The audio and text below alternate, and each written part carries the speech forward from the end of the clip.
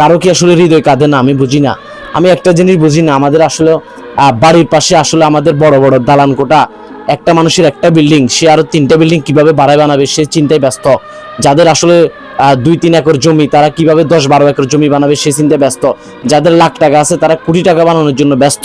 কিন্তু এরকম অসহায় পরিবারগুলোর পাশে এরকম মানুষগুলোকে আসলে দেখার মতো কেউ নেই। সবাই নিজের স্বার্থ নিয়ে, নিজেদের জন্য সবাই ব্যস্ত। এই মায়েদের চোখের পানি, আরেকটু ক্যামেরাম্যান আরেকটু সামনে আসুক।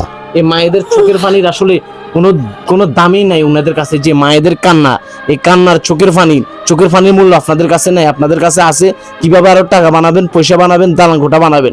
এইরকম একজন মানুষ টাকার অভাবে এই যে ঘরে শুয়ে আছে, পাগলামি করতেছে, টিউমার আক্রান্ত, কোনো চিকিৎসার ব্যবস্থা করতে পারতেছে না। আপনাদের এগুলো আপনাদের মাথায় নেই, এগুলো আপনাদের কিচ্ছু আসে যায় না।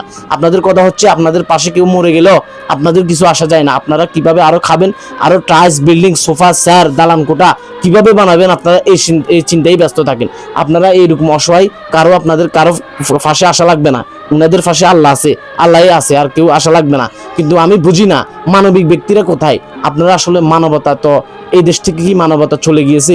যদি মানবতা থাকে, একটি পরিবারের আজকে দুপুরে ভাত পর্যন্ত রান্না করে নাই। এসে ওনাদের মুখ থেকে একটু আগে আমরা শুনলাম চাউল নেই, ভাত রান্না করবে কিভাবে?